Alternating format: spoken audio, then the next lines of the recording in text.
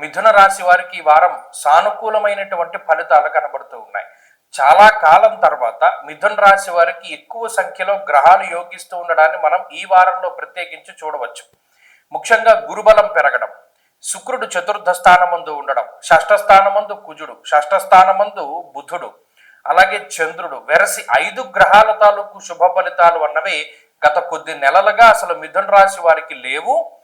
ఇప్పుడు ఉన్నటువంటి వాతావరణం గత 6 నెలలుగా అసలు మిథున రాశి వారికి లేదు. కాబట్టి ఈ వారం లగాయితూ ఉండేటువంటి పరిస్థితుల్లో ఖచ్చితమైనటువంటి మార్పు వస్తుంది. చాలా రకాలైనటువంటి ఇబ్బందులను ఎదుర్కొంటూ ఉన్నటువంటి మిథున రాశి వారికి ఒక ఊరటను కలిగించేటువంటి వార్త, లేదా ఒక మంచి చేసేటువంటి పరిస్థితులు, అది వివాహాది శుభ కార్యక్రమాల గురించి కానీ, లేకపోతే సంతానం గురించి కానీ, లేదా ఆరోగ్యం గురించి కానీ, లేదా ఉద్యోగపరమైనటువంటి విషయాల్లో కానీ ఏదో ఒక రకంగా ఒక మంచి వార్తను వినడం, తద్వారా కొంత మానసిక ప్రశాంతత కలగడం, ఆర్థిక లాభం కలగడం, ఒత్తిడి తగ్గుముఖం పట్టడం, జీవితంలో ఒక రకమైనటువంటి ధైర్యాన్ని పొందడం, ఇటువంటివన్నీ కూడా మిథున రాశి వారికి జరుగుతాయి.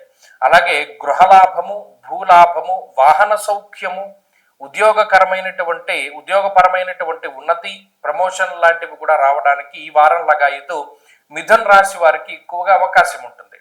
అయితే షష్ఠ స్థానముందు కుజుడు ధాన్యలాభ, ధనలాభ, వస్త్రలాభ అన్నారు. అంటే ఆయన ఏదైనా ఒక లాభాన్ని కలగజేస్తాడు.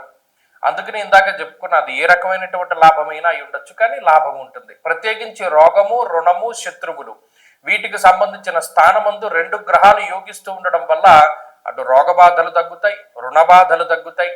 అలాగే బుధుడు కూడా అక్కడ చేరి ఉండడం వల్ల ఏదైనా మన వస్తువులు కానీ ఇవి కానీ ఎక్కడైనా బ్యాంకుల్లో కానీ ఇక్కడ కానీ తాకట్టు పెట్టి ఉంటే వాటిని విడిపించుకోగలిగేటువంటి సామర్థ్యాన్ని బుధుడు ఇస్తారు.